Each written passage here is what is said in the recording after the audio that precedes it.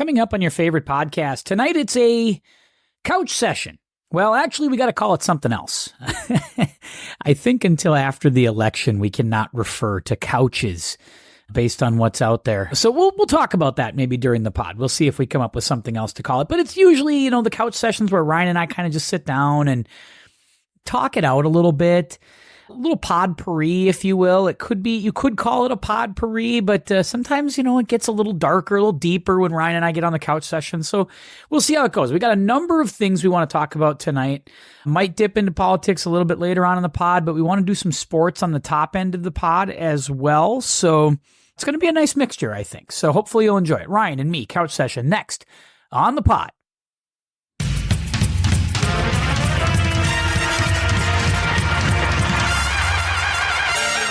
Hey,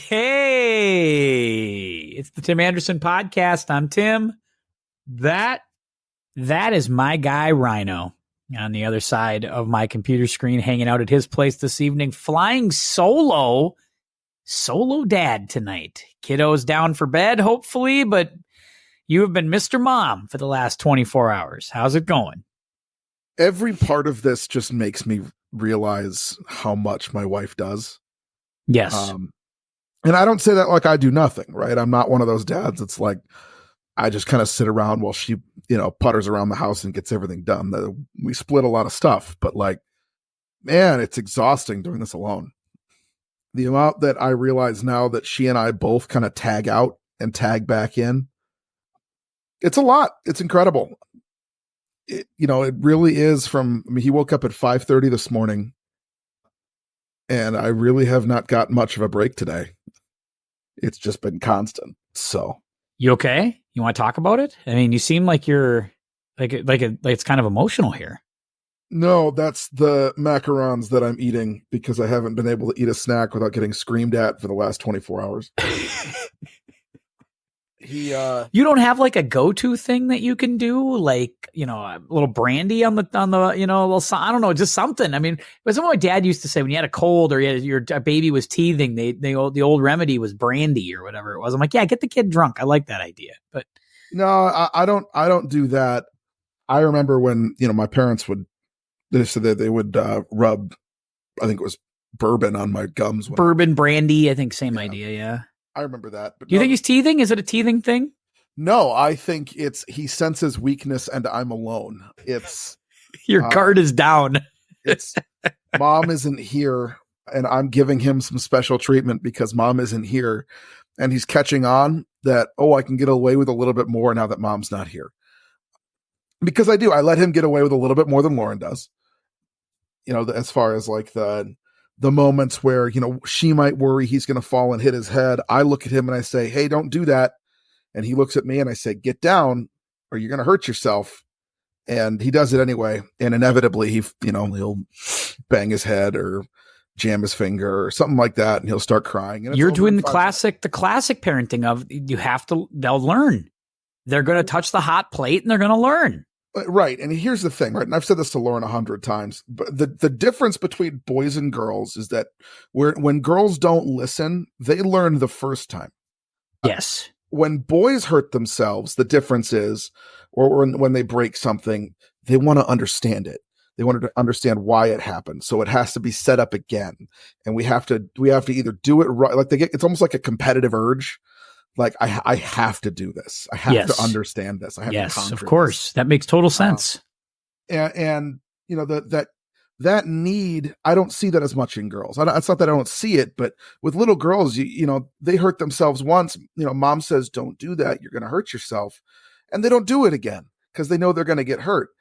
Boys, Kieran fell off the chair, hit his head on the wall and looked at me and started crying. And I picked him up. I held him. I comforted him. And then I said, that's why we don't do that. I told you to sit on your butt and you didn't. And now you fell. You going to do it again? No? Good. And I put him down. He wasn't crying anymore. And 5 minutes later, I look over. He's back on the chair doing the same damn thing. And he falls over and hits his head again.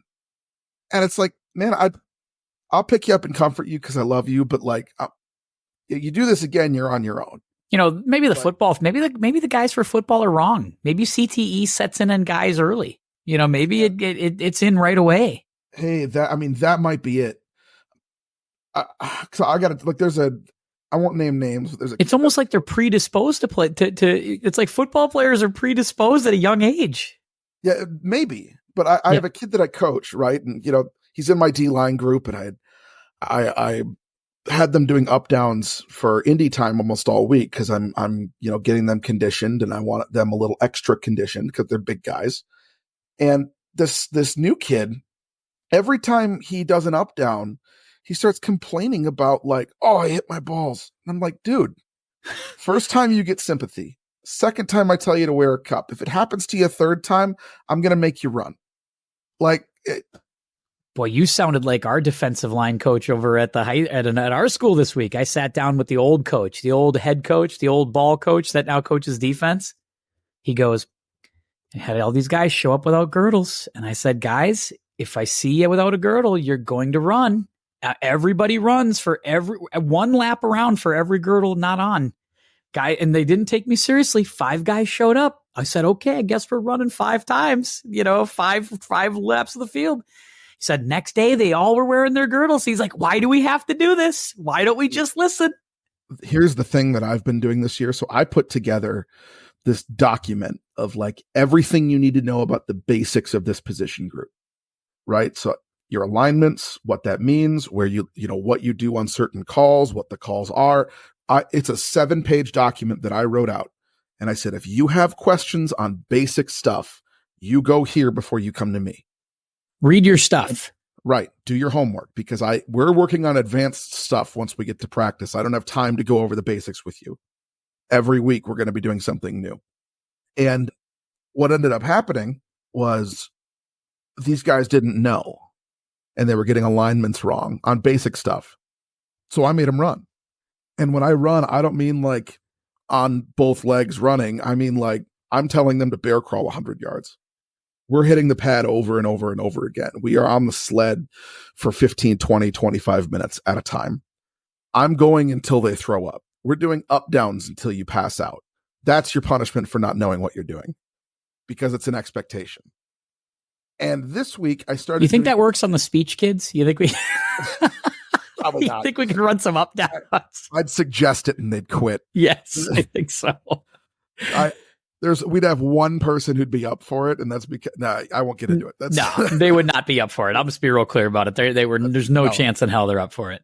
But I started like what we'll do is I'll have them chop their feet for up downs, and they'll go down when I blow the whistle, and I'll get them good and tired, and then I'll start quizzing them on the basic stuff on the document that I gave them. So while they're running their feet, while they're dead tired, while they're sweating and huffing and puffing in the 85-degree sun in full pads, I'm walking up and down the line and saying, "You're the right defensive end. The call is Ringo. It's right side 35. Where do you line up?"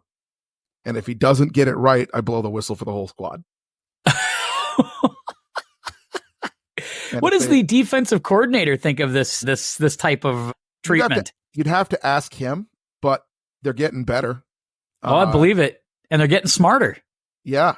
I was clear from day one. My expectation is that you will know your stuff, right? You don't have to be the most athletic kid on the team. I don't demand that you can bench 500 pounds. I demand that you know where you're supposed to go and you know what you're supposed to do. Yes. That's all I care about. If that's the case, then I've done my job. We'll work on everything else. Like I just can't. This is the thing that's bothered me as a coach, even in speech for like the last 5-6 years, is the amount of kids who just can't comprehend directions. And the thing is, you have to. It's amazing how many of them don't know things. Yeah, and you have to actually teach basics. There's stuff that when seniors come to me and they can't string paragraphs together, or they can't string, 3 or 4 cogent sentences. That's where I'm like, Jesus Christ, this is the stuff you should have like 8th grade, 7th grade, 6th grade. What are we doing?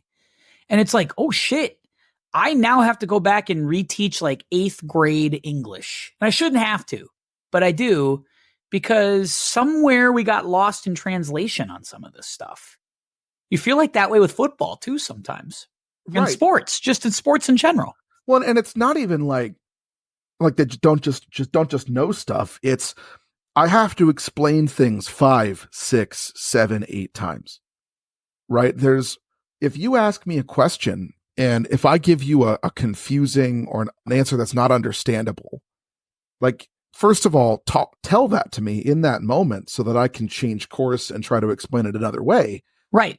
But to give me an affirmative that you understand, to repeat it back to me in a way that I understand, so I know that you heard me, and then go out there and do it wrong again. I don't know how to fix that, right? And it's kind of the same thing in speech where, I understand making mistakes. 100%. Right? Everybody's human. Nobody's going to have a perfect run. Nobody's going to have a perfect, set of plays or a perfect drive or a perfect game in football. That's not going to happen. That's not the expectation. I expect that you're going to try to get that right, but it's not the expectation to reach that goal. The thing that drives me nuts is I don't know how else to adjust my coaching to not just not knowing, but then not synthesizing that information. And we get back into reps, we get back into the part of the speech that we were working on that I gave you the note, and we're back to old mistakes. And I say, okay, run it again, try it again. And then they don't remember what I said before. Right. Like, we just spent 5 minutes on this. How are you getting this wrong? Like, get something else wrong. Right? Fine. Whatever. Get something new wrong. Right. If you're making the same mistakes over and over again, I have to question whether or not you're listening to me. I talked about this yesterday with one of our coaching pals. I played golf with him yesterday. And I said the biggest thing that I found last season, and I had a great time coaching our kids. Like, I love our kids. I want to start with that. Like, our speech kids are awesome. Just like I'm sure your football guys are good kids. And I think, you're having fun with them. It's amazing to me how many kids show up talking a good game. Like, they have heard enough buzzwords and talking points online, and they have convinced enough people on the surface that they know stuff. And it's like this. Adults are like this too, right? Yeah. Adults would rather fake it than admit they don't know something. They would rather throw out the 2 or 3 buzzwords that they've heard on Twitter or on TikTok or whatever and just go with that. Yeah. Rather than like, just say, you know what? I don't know. I don't want to comment on it because I don't have the answer. And it's trickled down to their children, their kids. Because we had how many freshmen last year, sophomores, who would roll in and I'd be like, hey, you can do a category like oratory and do something persuasive. Now, why don't you hit me with a couple of things you're real passionate about? Well, I'm really passionate about X, Y, and Z. Okay, really? How so? Tell me all about it. Tell me what all the things you're passionate about. Well, I'm passionate. I'm just really passionate about it. I just really care about it. Okay, well, but what are the problems? They'll give you that topic, and then you go, "Can you explain that topic to me?" And they just say it again. Yeah, they just say the same thing back to you. It's like, well, I think we one up too much in society. Well, what do you mean? Well, we spend a lot of time one upping people. Okay, yeah, but what does that mean? Oh, it's one upping. And they just stay with that, and they think, well, that's enough to win the argument. Yeah, and I don't want to name names, obviously, and I don't want to get too specific because no, not at all. Because I think this is my debate class I taught. These are my high school seniors. These were our speech kids. Yeah. These are adults that I meet. It's just, that is, if there's one thing I can point to, it is people just do not want to admit they don't know something. Your football players, anything, you name it. And that, I think, is just a microcosm of where we are. Right. I think it's twofold, right? I think we have this tendency to think in 240 character limitations. It's not bad.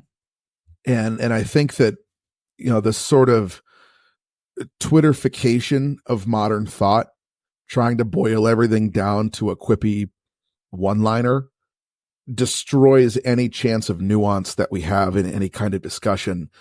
but also the response to those things, because it's really hard to get the wording right within your character limit, because God knows I'm not paying Elon Musk $8 a month for something that's been free since I was 14 years old. The thing that I keep thinking about with this, because this is an experience that I have similar to yours, is the response to those things is often negative, especially when you get something wrong. It's completely unforgiving, and we've kind of conditioned ourselves within society here to be afraid of being wrong. And so you live in this sort of paradox where you have the cultural necessity to take a stand on everything, combined with an almost pathological fear of being wrong and being called out on it. I think it's the number one reason students don't volunteer to answer questions in class. Yeah. Students do not want to get it wrong. You know, why kids quit speech or why kids quit stuff? It's because they don't want to look stupid. They don't want to be wrong because they have interpreted being wrong with being dumb. Yeah. And it's made me think of this. I want to use this quote this year. I think I'm going to open it with this, Ryan, this year. I want to start by telling every student that you are really smart and you're really dumb, depending on the topic. There are probably a million things that you are really smart about, but there are also things that you're really dumb about. And I think it's okay to admit that, right? Yeah. Like my father, I think, is a bright guy.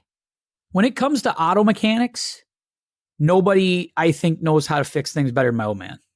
I mean, that guy just, you get him under a car, and that guy just knows how to fix shit. You know, get that guy in front of a broken faucet, and he just knows how to fix shit. My friend Nick has done a million jobs in his life. And in my opinion, there's very little he can't do. But then there are things like I'm good at, that writing a paper, talking to people, calling a game, remembering names, having a golf swing. Those are my strengths. All those things that I just mentioned my dad was good at, I suck at. I'm really stupid. I'm really dumb when it comes to cars. I'm really dumb when it comes to household fixing stuff. Thank God for YouTube videos. Yeah. I just want more people to acknowledge that they're really smart and they're really dumb. The problem is they don't want to admit the back part of that phrase. No, I agree. I think especially with kids, there's one other thing we can kind of tie this to, and it's kind of a cultural phenomenon that I don't think is recent, but it's definitely more popular online. And it's this idea of roast culture. Yeah. You know, and I think in addition to all the things that you and I have kind of said about this already, I think that's kind of the other side of this, right? Is there is a social clout incentive to just roasting the shit out of somebody for being wrong. Yeah. And I think that for all of this, you know, it kind of gets back to the question of, you know, how effective has the zero tolerance bullying thing really been? Or have kids just gotten more creative in how and where they bully? But also for the bullied, like, how is your mental health surrounding being questioned and being taught? And you know, is this something that you can handle?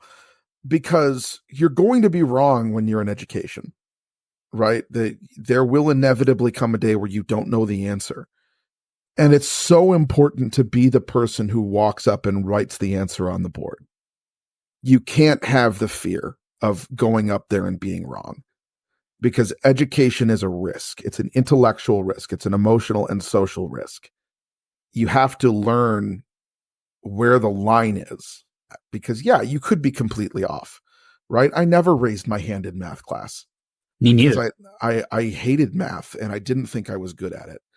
But I graduated and I remember almost everything I learned because I wasn't bad at it. It just took me a little longer. and I had the right answer. I didn't have the right process. And that is, I think, the thing that a lot of kids need to learn is you are probably closer to the right answer than you think you are. And you shouldn't be afraid of going up and getting it wrong and running headlong into that wall so you can learn.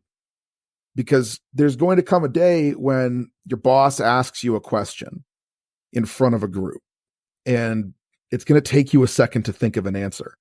But you have to walk up and write your name on the board. That's the job. And this fear, this social fear of being wrong is going to kill us.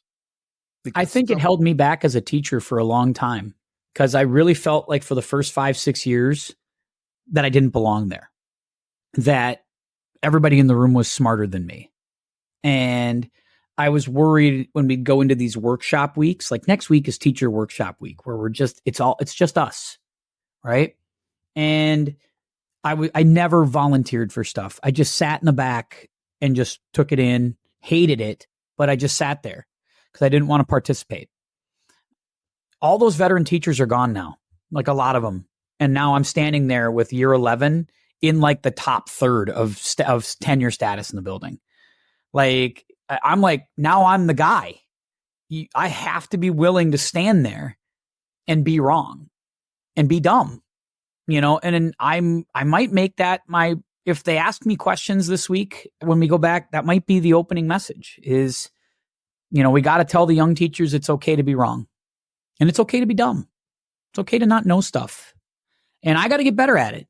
Like, I think this has been a good summer for me in that regard. Like starting to sit down and go, all right, is it okay that I don't know everything that's happening around me? It's okay. Yeah, it is. It's totally fine. Lauren and I talked about this a little bit because, obviously we're both in our early 30s. Yep. She turns 33 next month and I'm 31. And the thing that we talked about was just how, everybody worries about aging when you're in your 20s and you say, God, I can't believe I'm almost 30. And then you hit 30 and it's like, I've stopped caring what other people think. And I'm going to be me. And I'm fine. I'm good. I know who I am. I know what I'm about. If you can't handle that from a 30-year-old man, chances are it's a you problem. And I'm not someone who's really ever been afraid of being wrong. I will throw a take out there. I will be loud about what I think. And if you think I'm wrong, if you have something you have to say about, something I've said, fine. But I'm not going to not speak my piece about it. You know what I mean? That fear isn't there. And I wonder if it's an age and maturity thing. And that's probably why we see this from kids. But for the adults, maybe it's just because it's not my experience, but I don't understand it right now. You know what I mean? As a new person in a new profession, I totally get where you're coming from. But for these adults who are just out living afraid to be thought of as incorrect or stupid, who cares? Who cares? You're an adult. If you don't know something, we've all got stuff going on in our lives. Who cares? You see it all the time on these videos, right? And now some of these I feel like are fake, but you watch these videos of people interviewing, Trumpers or whatever, saying, hey, you know that this was proven wrong. No, it hasn't been proven wrong. It was this, that, and the other thing. You can kill a baby, right after birth now in California. It's like, no, you can't. No, you can't. You cannot do that. You literally can. Oh, totally can. Totally can. It's like, how obstinate do you need to be? Like, and that's where, but there are some people that just won't give it up. And I think that's where the political divide really is. But, I also think that affects all the way down to our youth and our sports and our high schools and our schools in general. And if we could really start to pin it down, I think your football team might be hitting on it, right? Deep down, I think there are some kids on your defensive line that don't know those basics, that don't know. But instead of saying, Coach, I don't know, they're saying, Coach, I know, and then getting it wrong. And, now they'll go home and say, I'm being bullied by Coach Ryan. So because we're running up downs. I don't single anybody out. Yep. Right. I expect all of you to know this, right? Everybody is getting absolutely equal treatment, right? I don't care if you're a senior. I don't care if you're a sophomore. You're getting absolutely equal treatment on my defensive line, because the only requirement is just that you know your stuff. Right. That's it. I don't care how stylistically you play the position, as long as you play it in a way that is what we need from you and the job gets done from your position. That's all I care about. Mm-hmm. Right. And for these guys, like, if you are really that worried about coming off as correct 100% of the time, or that you need to lie about whether or not you know your stuff, I'm going to judge that more harshly than a guy who just doesn't know. Right? Like, I care more that we're honest about your progression so that I can accurately assess where you're at in the process and whether or not you can handle it. Because if you give me the false idea that you know where you are, or what you're supposed to be doing on the field, and I put you out there with the starting varsity roster during team time, and you get your doors blown off, I've put your health at risk, and the risk, the health of the other players on the team at risk, because you told me that you knew what you were doing. And I that to me is extremely frustrating. You know, if I can't trust when a player tells me that they know what they're doing, and I think that I'm putting them in a position to succeed, because that's my job, is to assess and to evaluate and then reevaluate based on the new information. If that's my job, then I require a level of honesty from players who I'm working with to know whether or not I'm accurately assessing you. So, yeah, if I'm being a mean bully for making guys run for not knowing their stuff, then that's what that means. But I'm going to get my job done. Yes. It's a good starter for us. I didn't know we were going to hit this piece on the couch sessions, which, by the way, before we move to our next, hang on, let's do this. So that was good. Ryno, I'm glad we had a chance to talk about this, because I think this was good. We had talked about this ahead of time, that I'm not sure we can call this the couch sessions as long as the presidential election is happening. So maybe after November, we can call it something else. Is there something else you want to call it? The Davenport sessions, office chair sessions. I mean, do you want to call it something else, or are we good with couch? Can we not? Can we own it? We can own it. We'll call it the couch session. I'm not going to let JD Vance take that from us. Let me ask you this, or let me just say, not even ask. I think Olympic summers have a way of curing what ails. I love summer Olympic games. I just do, especially when it's in a good venue. Like Rio, I didn't like Rio. I watched a lot of the Rio games, but you knew when you watched the Rio games, like, man, there was a lot of political corruption to get that done. Man, the amount of, just horrendous stuff that got done to get these stadiums built and to get these things ready to go. Rio's a dangerous place, at times in certain parts. Like, didn't feel right about Rio. Tokyo didn't feel like an Olympics. Nobody was there. No vibes, no fans. Kind of a tough deal, right? Yep. My two favorite games of the last handful of years, London in 2012 was awesome. And this one in Paris. You got to have it in these big cities. They got to be there. It was great. I loved the Olympics this year. Did you watch a lot? Not as much as I usually do, to be honest with you. I honestly, though, I probably could have caught more than I think I could have, because I was working overnight. But no, I really didn't get to watch much of it. I think that I caught a lot of highlights. This is where TikTok, I think, was great for me this year. I caught a ton of highlights. I watched all my track and field stuff, which is really my favorite event. Lauren's a gymnastics person, which I have no problem with gymnastics. That's not what I'm saying. I'm very much a track and field fan. Yeah. During the Olympics. I like swimming. Swimming's fun. I'm a huge Sha'Carri Richardson fan. So I had some fun watching this year. I really, in Canada, when I watched, they had it on all the time in Canada. It was awesome. Just watching the TSN feed and all that stuff. They gave me an hour of judo No. I had never watched judo before. Judo's fun. I thought this was great, although it's weird because it's a lot of tugging and holding, and it's a different kind of martial arts. A lot of yanking on the gi. I mean, a lot going on, but it was a physical. I mean, just a physical sport. I really enjoyed that. I'm kind of disappointed that we don't show more of that in America, but I watched a ton. I thought it was great. Yeah, I appreciate judo. I think that, one of the other things that I love to watch is the weightlifting stuff. I love that stuff, the powerlifting.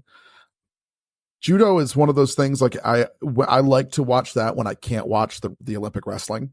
Yeah. Because I love Olympic wrestling. Shocking to everyone who's listening, I'm sure. No way. Not I wouldn't believe it. It's weird. Yeah, I remember in 2021 I watched like all the Gable Steveson matches. I really enjoy the wrestling. I love the Olympics. I was a little sad I didn't get to watch more of it this year. We should create like a rota. There should be just a 5-city rota for the Olympic Games.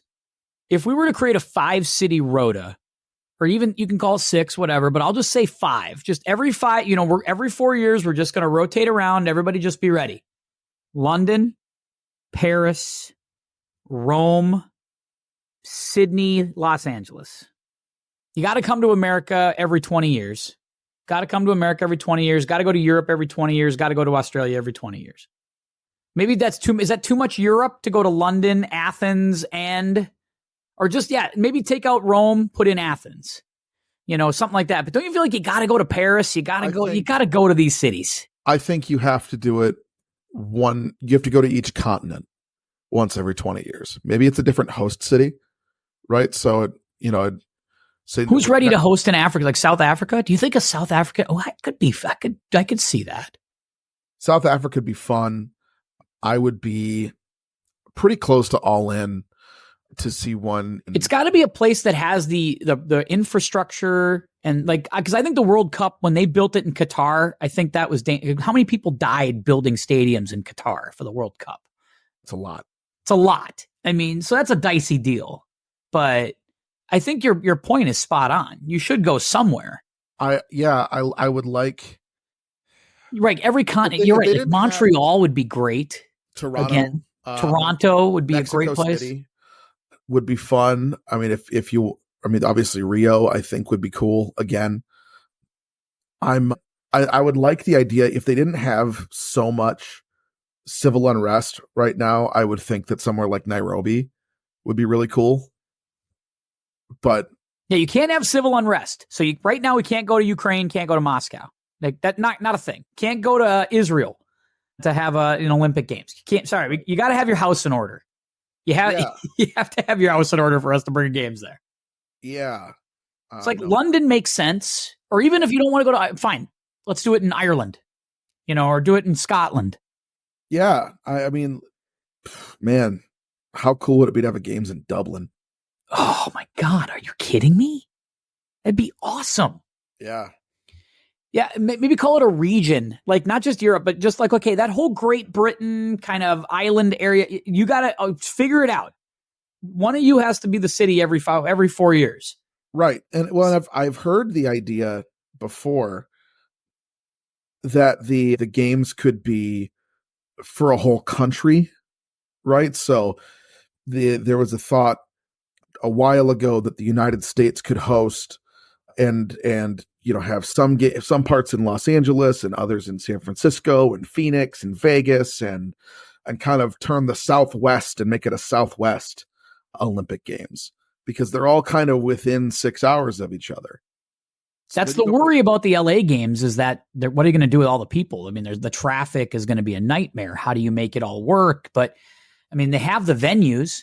Like, you don't even have to build anything. They have an Olympic Coliseum already built. They've got how many arenas and stadiums? I mean, they're ready. That's why I like the idea of a rota. If you get to a place where they've already got it built and you don't have to do anything, then it's just about like, okay, let's make this the best presentation we can make it. Yeah. Like that. For sure. I do too. I love the idea of recycling stadiums and stuff like that have hosted the games before. Like, I'm sure they're going to use the LA Memorial Coliseum. Yeah. I would give Tokyo another run at it too, because they didn't really get a fair shake. Yeah. I'd like to, because I think cities like that, beautiful cities, should host the Olympics. Maybe it's got to be a 7-city rota. Somebody's got to figure it out. But I definitely think LA doesn't have to be the American representative. My favorite Olympic Games ever was Atlanta. I was 15. I was 15 when that Olympic Games hit. Dominic Mucciano was the same age as me, and I thought she was hot. And Shannon Miller was amazing. And Dominique Dawes was gorgeous. Holy shit. I was 15 years old watching the United States gymnastics team, and I'm just like, I would date every one of them. I would. Sorry. It's true. They're all the same age as me now. But there you go. They're all old like me now. What can I say? But that Atlanta game was great. I mean, because everything was live, and like my friends and I, we'd watch the track. Michael Johnson was racing. Of course, he doped. Everybody knows that now. But I mean, the swimming was awesome. I mean, it was just great. It was like the best time. It was the best time. So good. So yes, we can start thinking about that. An Olympic rota. If you want to send that to me, let me know. Like on our Podbean site, on Facebook.com/Tim Podcast. You can let me know anywhere. On Instagram, Mr. Tim Anderson. Same thing on X, all that stuff. Sweet Cane Music for Ryan, by the way. Let him know if there's a rota you'd be interested in. All right, next topic. JJ McCarthy tore his meniscus and he's out for the season. A lot of people want to throw the Vikings are cursed at us. And I can listen to that conversation because there's certainly plenty of evidence to suggest that. I'm going to try to spin it the other way. I am going to say that it is an okay thing. Not that don't get me wrong. I'd much rather have him on the field than not. Right? I'd much rather have him in preseason games getting reps than not. But the idea that he's forced to sit there and put the headset in and listen to the play calls and just bury himself in the playbook for a year, I don't think that's a bad thing, right? It certainly wasn't a bad thing for Patrick Mahomes. I'm not saying McCarthy's Mahomes, but you get my point. Rodgers sat for 2-3 years. Love sat for 2-3 years, never got in the game. Just sat there with the headset on and just absorbing it. Sam Darnold last year, after really struggling, sat all year with the headset on. And there are a lot of people, not me yet, I'm not there, but there are a lot of people that say that Sam Darnold is poised for a good season because he sat for a year and absorbed. Do you buy this? I definitely see the vision. Time will tell. I'm not worried about JJ McCarthy. There is a part of me that thinks, and we have no confirmation of this, but there's a part of me that thinks that this is an injury from college that he hid through the draft process, because they're not taking MRIs, right? And if he just doesn't complain about the soreness, he pops a couple of Advil and pushes through it, right? Just to get through the draft process. Would that really surprise anybody? Wouldn't surprise me, right? If he just thinks it's knee soreness, my knee's it's just been sore for months. Like, we had a long season last year. We won a national title, right? I think who would put two thoughts together about that? But now you're in the NFL, you're not expected to start. Hey, my knee's a little sore. Like, can I just have somebody look at it? Right. And maybe what would have been just a scope 6 to 8 months ago is a full blown repair because it's been hurt for months. Right. He was seen rubbing his knee before the game, that first preseason game that he was warming up and he was at practice and he's rubbing his knee a little bit. Right. He's probably been sore for a while. So my guess is that he'll be back just fine because it is just a meniscus, right? It's not a reconstruction or anything like that. The meniscus is my mom just had it. She was up walking in a week. Right. And this kind of gets into my main point here. I know I'm rambling a little bit. This gets into my main point. No, I like conspiracy Ryan thinking that he lied to the Vikings and there's our relationship's built on lies. I don't think it's a lie. You think it's a Michigan thing to just lie. Here you are just totally going with it. That's not what I'm saying. I'm saying he's a 21-year-old kid who's in the NFL draft process and his knee is a little sore. Right. And he probably doesn't really put 2 and 2 together on what that is. Right. You know what I mean? Until the Vikings take a look at it and say, hey, you've got a torn meniscus. We're going to get that fixed now so it doesn't get worse over the course of your career. I think it's smart. Anyway, if he's up walking in 4 or 5 weeks, right? Probably a lot shorter than that. But if he's up and walking within a month, that doesn't mean he's not going to take some reps, throwing the ball, continue working on his form, continue learning the offense, jogging around, staying in shape. He's just not going to play this year. Right? He's just not. The only thing about JJ McCarthy is this just rules out him taking over the offense as a starter at some point this season. That's right. That's all it does. It doesn't. Like hell, he could be back. He could be back taking, practice reps and running by the end of this training camp. Because I mean, honestly, in a week or two, you can be up walking, no problem. Right. I mean, and he'll be on the IR, so he can't be on the active roster. But that doesn't mean that he won't be going through all of the work that Kevin O'Connell wanted him to take before he took over anyway. In a lot of ways, this is a kind of a blessing in disguise for Minnesota where, it really sucks to lose the rookie, sure, but you also lose any quarterback controversy. That's true. You have one leader now. You have one quarterback. The ships are burned. All you can do is move forward. Now, the other questions there are about whether or not Jordan Addison will be available and or healthy with whatever happened with his ankle this week and the DUI stuff. Is he going to get suspended? Will he, won't he? We don't know that yet.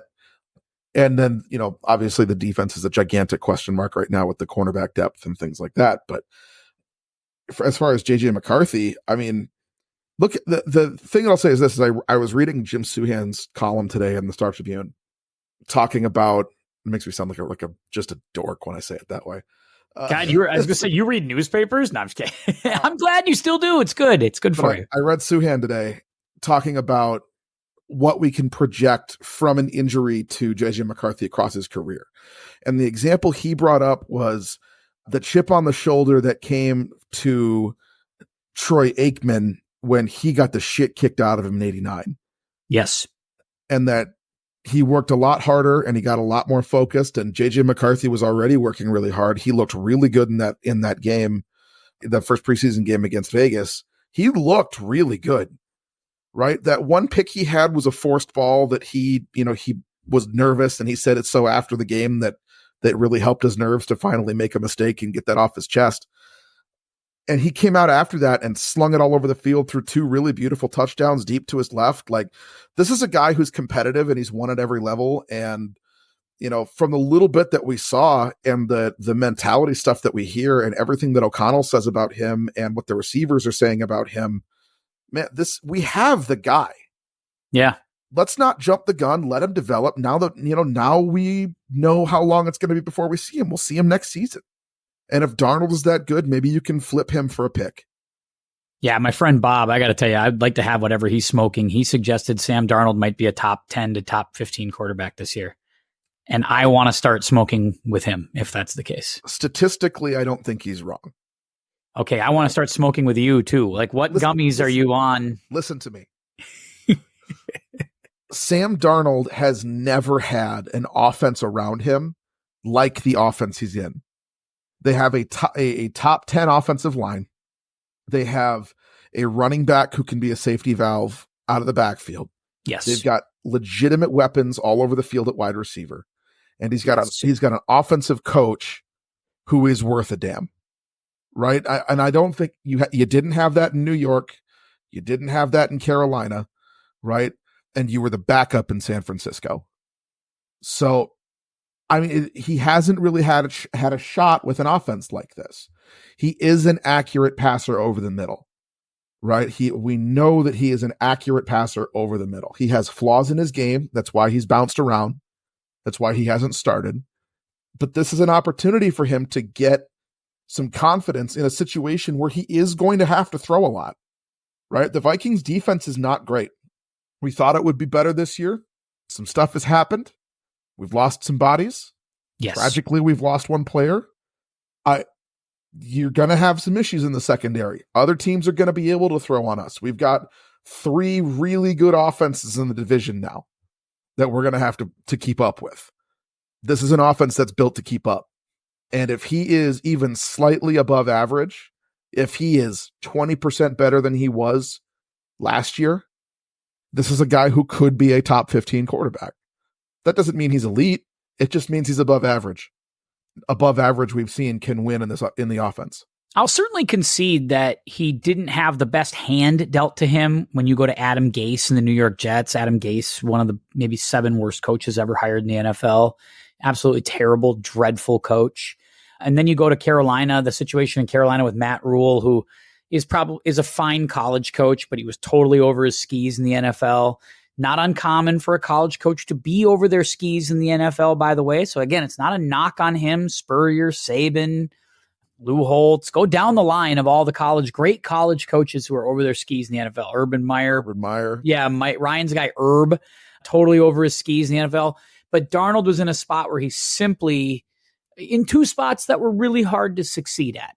No question. I'll give you that. And certainly that's something you can hang your hat on if you're a Vikings fan, because you're desperate for positivity. You're desperate for something to hang your hat on before the season starts. Because if you start looking at the schedule and you start breaking things down and you start looking at all the different guys that are out there and you start looking at our division, things get bleak really quickly. And you can't allow yourself to do that before week 1. You got to stay positive, and this is how you do it. You talk yourself in to Sam Darnold being a top 10 quarterback. I didn't say top 10. I said top 15. But like I said, a top 15 quarterback in this offense will keep you in games.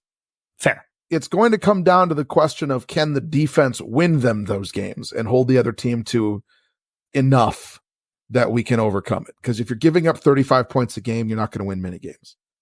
But this is an offense that could put up 24 to 28 points a game with the talent that they have, even throwing the ball short, keeping it short to mid and nickel and diming it down the field. This is an offense that can do that. They can protect the quarterback. They can throw the ball. If Darnold's on, if he is good enough, if he can beat Case Keenum 2017, this is a team that can be good. The question is the defense. And no doubt there will be enough mistakes that Darnold will probably get blamed if the season doesn't go well. But most people are predicting this to be an 8-9 win outfit anyway, right? If you can win 10, 11 games and just be in the mix, that's a successful season. Oh, if they win 10 games, they'll throw a party. I mean, they might have a parade for the Vikings if they win 10. By the way, Over-Under podcast is about a week away. I'm getting very excited about that with you. Certainly, we will delve into the Vikings schedule and the wins, losses when we get to that.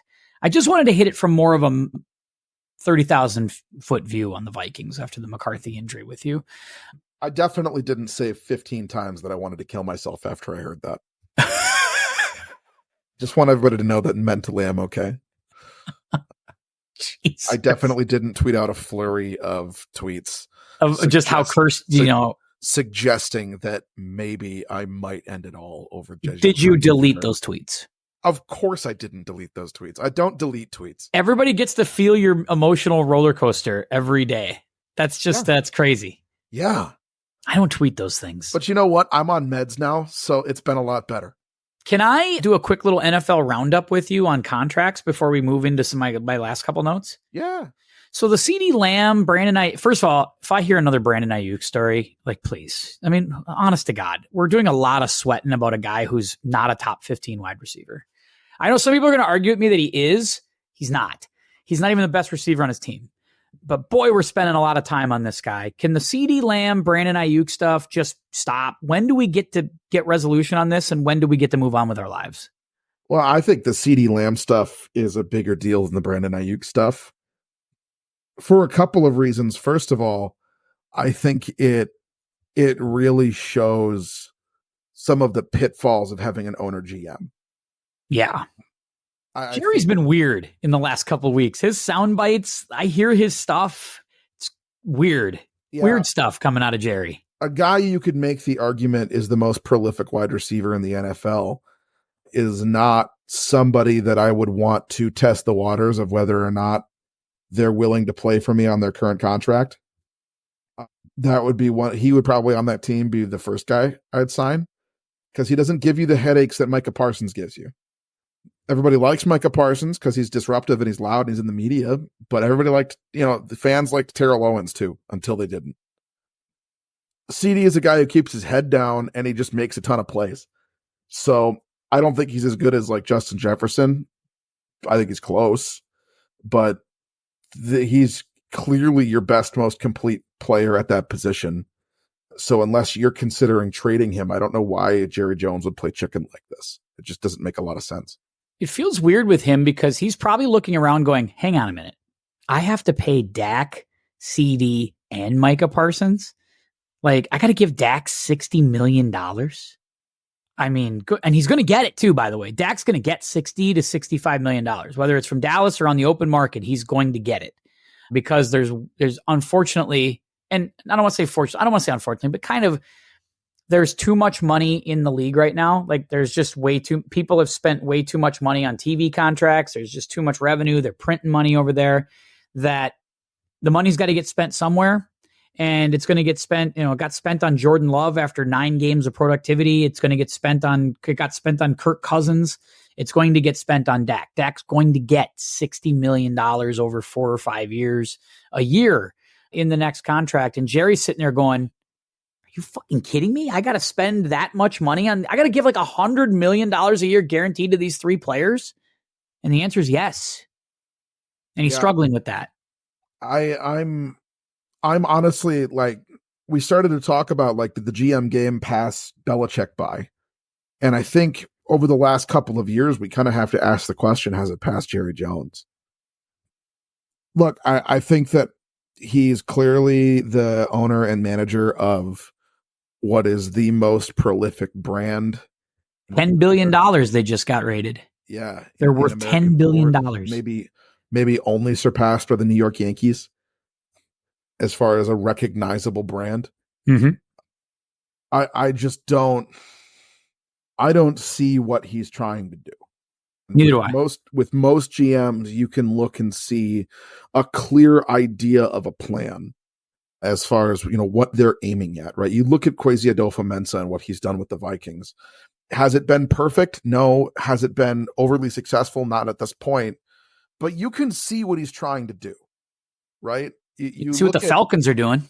Yeah, you look at the Falcons. All of a sudden, that makes a lot of sense, doesn't it? Yep, it makes a ton of sense, right? I think you can point at the Pittsburgh Steelers and their business model and their model of football and say, okay, it's a little outdated, but it's still working, and I see the vision, right? But then there are teams where you don't really see the vision, right? I don't think we've seen Detroit's a good example, another team of a team that had a vision and is achieving that vision right now. But you look at teams like Chicago, right? What was the vision in Chicago for a long time? Now you get Caleb Williams. Obviously, there's a different vision there. But for the last 10 years, what's been the vision in Chicago, right? What's the vision with the Los Angeles Chargers? What's the vision with the Arizona Cardinals or the Jacksonville Jaguars or at this point, the Miami Dolphins or the New York Jets, right? The Dolphins, obviously, they're going for a speed game, right? Like they want to be the fastest team in the league. But so did the Raiders for a long time. Mm-hmm. What's the vision with the Denver Broncos? These teams that are perennially at the middle to the bottom of the league, you don't see vision. And I think that we're getting to a point with the Dallas Cowboys where we have to ask, what's the vision? What are you trying to build? What kind of football team are you? Who's going to run the ball for you? You know what I mean? Like, who are the Dallas Cowboys?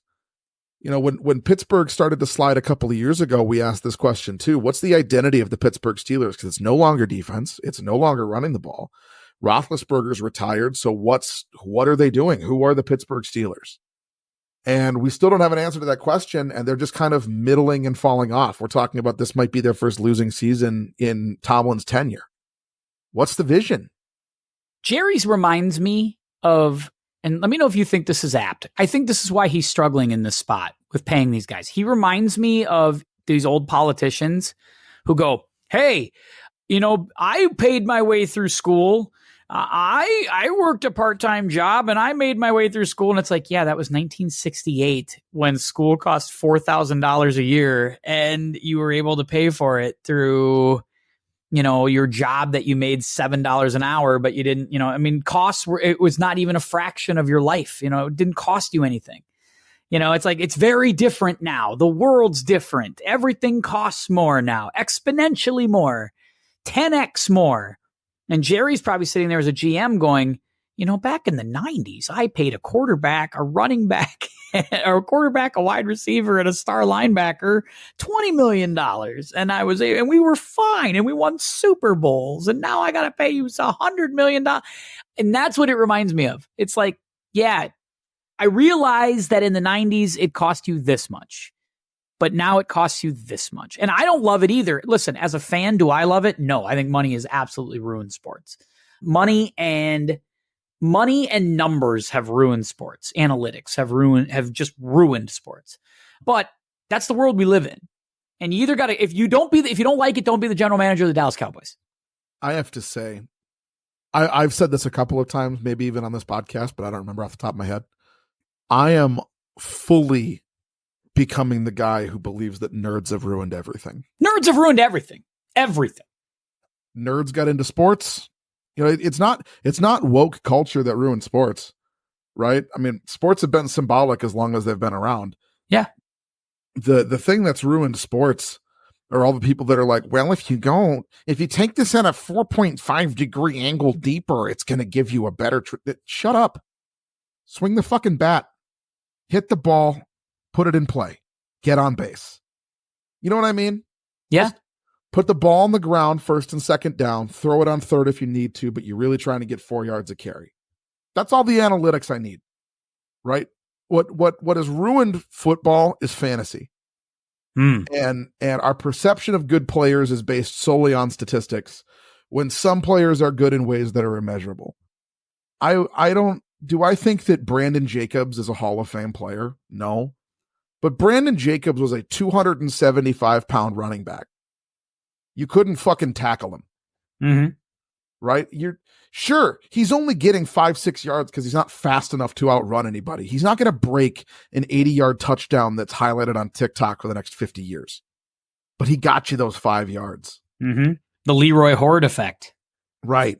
The Mike Allstott. Right? Those guys are gone and they're never coming back. That type of player is playing tight end now. They're playing guard. Yep. Because there's no fullbacks. Right. And there's none of that. We've done away with the power eye. Nobody wants to play running back anymore. Everybody wants to play quarterback. Everybody wants to play corner. Everyone wants to play wide receiver. Nobody wants to play nose guard. Nobody wants to play fullback. Nobody wants to play wingback where you can throw a nice little wham block and take somebody's head off.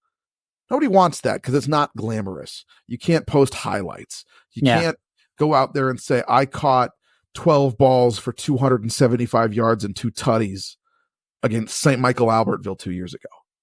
You know what I mean?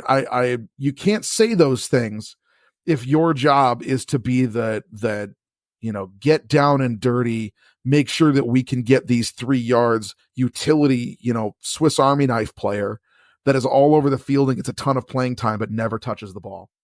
But I also get it too, because they're looking around seeing Dak's going to get 60, seeing CD Lamb's going to get 30, 35.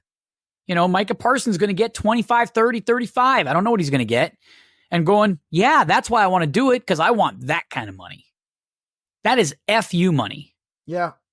And that's why I say money's ruined it. It's ruined it. Money's ruined everything, man. Money has ruined sports. Ruined it. That's for maybe another pot. I don't know. But I got a couple. I got one more thing I want to throw at you. One more thing, and then we're gonna see where we're at after that. Here we go. I got one more thing. Okay, I lied. 2 more things. But first of all, one thing. The movie Major League, you've seen it, yes? I have not. Okay, let me give you the basic premise of Major League, circa 1989, right? The owner of the Cleveland Indians hates living in Cleveland and wants to create a team so bad that they can relocate to another place. And everybody's like, well, you can't do that. The lease with the city would never let you leave. And they're like, well, if the attendance falls under a certain amount, I can move. I can move the team. And I kept thinking, it's weird, but no owner really took up that I don't think, for the longest time. But now I feel like owners have looked at this model, the major league model, if you will, the Rachel Phelps model, and have said, it just might work. And in Oakland, I absolutely think that's what happened. Oakland absolutely did a major league. And now I look at the Chicago White Sox and you get the feeling Jerry Reinsdorf is doing the same thing. You think do so? Do you get the, yeah, here's the thing. First of all, that team's really bad. That Chicago White Sox team is historically bad. It's one of the worst teams we've ever seen. It's not an expansion team. It's not some, first year out bunch of has-been. No, it's a major league baseball team that's going to win less than 40 games. It's unheard of how bad that team is. It's unheard of. And yet, and you start sitting there going, isn't the old phrase, you win 40 games at home, you win 40 games on the road. Yeah. It's the other 40 you have to deal with. Well, it's pretty much it, and they always say like that's the difference between a good team and a bad team in Major League Baseball is 1 game a week.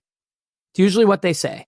Like a good team in Major League Baseball wins 4 games a week. A bad team in baseball wins 3 games a week. Like that's really it. Cause you add that up over the course of 6 months, it's like 25 games. That's the difference between winning 90 games and winning 70 games. So they're not even going to win a game a week. No, they're it's the worst. They're not even there. I mean, they might average out a half win a week, a 1 game maybe a week. That's unheard of for a major league baseball team. And the only thing I can think of is the owner who so badly wants a new stadium is basically taking the Oakland A's approach. Like, you know what? If I'm not going to get it in Chicago, I want to create a team so bad that I can get out of here. That I can say, the attendance has left me. The stadium's left me. Oh, mic issue. Hang on. Technical. All right. So they're trying to get this team that's so bad. It's like, oh, the attendance is bad. The attendance is this. The attendance is that. I have to move the team to Nashville. I have to move the team here. I have to move the team there. It makes me think that that's what's happening here, that this is pretty unscrupulous stuff happening beneath the surface in Chicago. You buy it? Why would they want to move the Chicago White Sox? They've been the Chicago White Sox for a century. Jerry, I get the vibe that Jerry Reinsdorf is bored with it. He hates his stadium. He doesn't have what the Cubs have. And honestly, they're never going to, right? Now, the Mets don't have what the Yankees have, but that's sort of okay. Like the Mets have sort of said, you know what? That's fine. We don't want to really be the Yankees. We'll be this group over here. This kind of works for us over here, right? That's us. He owns the Bulls too. Why would you move the Sox and keep the Bulls? Well, I'll tell you, that's the one thing that I haven't quite, although think of the Bulls. He won 6 titles with Jordan. He hasn't sniffed one since. Hasn't sniffed one. What if he's keeping the Bulls? But listen to this. Here's Conspiracy Ryan again for you. We need a button for this. I gotta get a conspiracy button. Get a Twilight Zone button or something. The conspiracy is this. He's tanking the value of the White Sox because he doesn't care about the money. He's bored of baseball. And they know they want a team in Nashville. So he's going to sell it to somebody from Nashville. Some group is going to pay him a shitload of money for his team and move them to Nashville. They'll get a brand new stadium down there and he can wash his hands of it. Never has to deal with it again. Gets a boatload of money. It's very possible. I know this. He wants it. He has to sit. I think he wants the golden parachute one way or the other. He either gets the new stadium in Chicago, all paid for by tax money. He raises the value of his franchise. He recoups the cash in the new stadium for 2 years and flies out of there with $800 billion, maybe $1.5 billion. He paid $19 million for the Chicago White Sox in 1981. Mm-hmm. He owns a 19% stake. Yeah. I wonder if he's going to sell that team. You want 19%? He's got to have more than that. He's got to have a controlling stake, right? That might be controlling. That might be a big group. You think so? I'm reading that out of Forbes here. Okay. Either way, he's looking to cash out for hundreds of millions of dollars, right? Maybe $1 billion. He could. I get the vibe. Yeah, it just feels off because listen, there are bad teams. Like the Twins have had some bad years. Like the Twins in the 90s outside of the World Series stunk. I mean, that 97 Twins team, 98 Twins team, those are some of the worst teams you'll ever watch. They were terrible and still would win 70 games, 65 games, 66 games. I mean, that's 30 some games clear of the White Sox. That's incredible. Yeah. Like the Oakland A's stink. They stink. And they're going to win 30 more games than the White Sox. And they stink. Because they play hard. They got players. That's just like the team's devoid of players. Like, where are the players? I don't understand it. I think this is absolutely like he rolled up and said, here's the list of players we're inviting to camp. This guy here's dead. We'll cross him off then. You know, it's all the lines from Major League. You should really go watch Major League. Please go do that. So then all my references make sense. I think it's on our peak cinema list, isn't it? I should be on our peak cinema list. If it's not, let me know. We'll have to get it on there. But doesn't it feel, we do have to get a conspiracy theory button bar for you, but it reeks of some nefarious stuff. Like, I don't know if Oakland could support a baseball team anymore. I understand that. But I also think that owner's pretty unscrupulous and did some nefarious stuff. Like, I feel like both things are true. Don't you agree? I think both could be true for sure. They're certainly plausible. Lastly, here on our night of just getting some stuff out again, like we've done all summer long, it's been good. It's been good. I bought college football at your behest. Welcome. I have been playing it now for 2 weeks straight. And I'm a 43-year-old man as of Tuesday, 43. Happy birthday. Thank you very much. It's coming up very soon. And I'm very excited about it. And not real, 43 is 43. But I've been playing this stupid game and getting pissed off about interceptions and mad that kids don't come to my football program every day. I've played the game every day. I didn't know how much I missed it, but I've missed it. I had my first number 1 recruiting class this afternoon. How you feeling? I want you to guess how many 5-star recruits I got. 10, 15. 13. 5-star recruits. I have, in the last 3 years, I have been to 2 national championship games and I've won one of them. Congratulations. Undefeated this season. Number 1 in the country. Had a 5-star transfer quarterback and a 5-star transfer running back that joined the program this year. I think it's exciting stuff.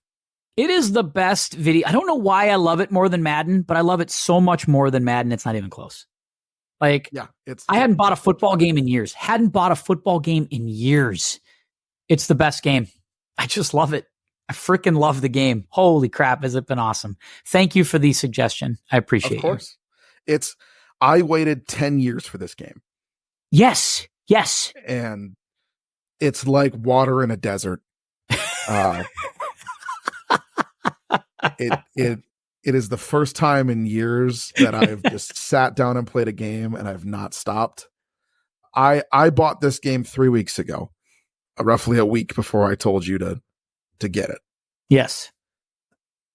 I told Lauren probably 6 months ago, hey, when this game comes out, I'm warning you now, you're not going to see me do anything else for roughly a year. And she has already complained multiple times and said, I have not seen you do anything else but play that game in your free time for roughly 3 weeks. And I said, that's not true.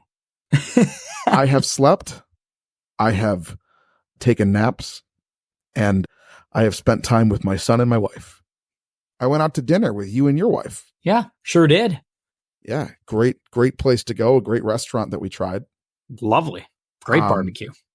But I swear to God, I every other minute is filled with that game. I'm playing it nonstop. I've had students challenge me to that game, and I've had to tell them, you don't want the smoke, kid. Yeah. I run 3 plays on offense and you can't stop them.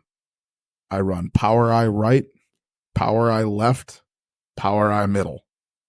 And you can't stop me. You can only hope to contain me, because here's what I'll do. I will get 3 to 4 yards of carry.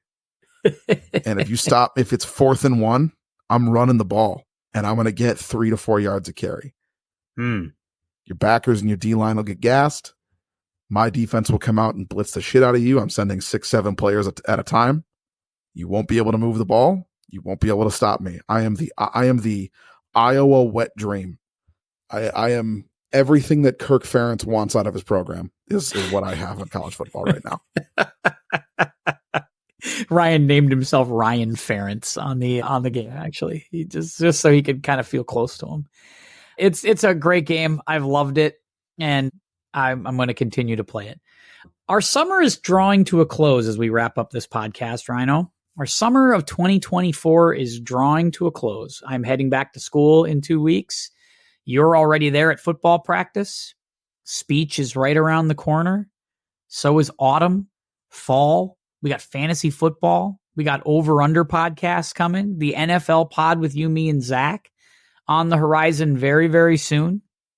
It's been a good summer, though, has it not? Been a good summer. It's been nice. It's a time to look ahead to the fall. Are you looking forward to the fall? I am. The fall is usually not our bag. We don't love the fall usually, you and I. Fall, winter, kind of tough. You're in the doldrums a bit. I'm a winter guy. I love winter. You love winter. I love winter. I love speech. I don't love winter. Fall and winter are kind of my two seasons. Because obviously football is my life. I love football. I spend probably too much time working on and thinking about football. And then, winter, I'm in speech mode and I'm all in on speech. I miss that, honestly. I've been kind of itching for speech a little bit the last couple of weeks.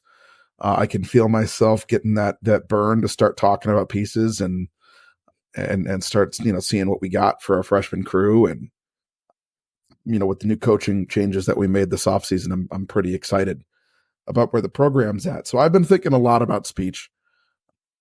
But football season's my bag. And I told Lauren that this week, that as much as I love speech, and speech is very much, kind of 1 to football's 1A, I'm a much different coach on a football field than I am in the speech rooms. I'm very much the raised voice, shouting at guys to finish the rep. I'm kind of a hard ass on the football field. It is a decision, but it's not like something that I am like, I wasn't something when I started, I was like, I'm going to be just the old school, grinded out, hard-nosed defensive line coach. Like, that's just what we need right now. When we get to speech season, I'm very much the fun coach a lot of the time. It's kind of you're the kick in the ass a lot of the time. I kind of am too a little bit, but with my kids, it's a lot of, all right, well, what's up today? How you feeling today? What are we working on today? It's a lot more up to them. So it's a lot different. And, football's been kind of going since the middle of June, and I've been around these guys a lot already. And I don't know, I guess I'm kind of itching a little bit for the softer side. I don't blame you. I saw Speech Kids this week as I went to the high school to do some things, saw a bunch. I'm excited. Definitely excited to get back. Excited to get back into the routine. As much as I love summer, I like the daily routine, and I'm looking forward to the school year, looking forward to the football, because Sunday's part of the routine too, right? Watching football, chatting it up with you, chopping it up on a Monday, talking about it during the Monday night game with you and Zach. We enter our 5th season doing that. It's part of the routine, and who knows how much longer those routines will continue as far as us potting. I love doing it, but you never know. Life's weird, but I'm looking forward to another year of it. It's part of the deal. It's going to be a fun time. Cannot wait. Ryno, hour 18 flew right by. You and I did a great job. Nice work today. Thanks, man. Good to be here. Always fun. Always fun to chat with you. And hey, get your over-unders ready. We are 1 week away from the over-under pods. What? I'm already done. You're already done? I'm already done. Wow, I cannot wait. We could do that. Hey, we might do that one this week. We'll see what happens. We'll see how it goes. I love it. I'll have to talk to Zach, see if he'll join us for that pod. Folks, again, subscribe, like, comment. I'd appreciate you. Podbean.com. timpodcast.podbean.com is our host site. You can go there and find it. Subscribe anywhere you get your podcast, Apple Podcast, Spotify, Pandora, iHeartRadio, you name it. It's there. Go find it, subscribe to it, like it, comment. I'd appreciate it. Until next time, for Ryno, this is Tim saying keep your head up. And we'll see you.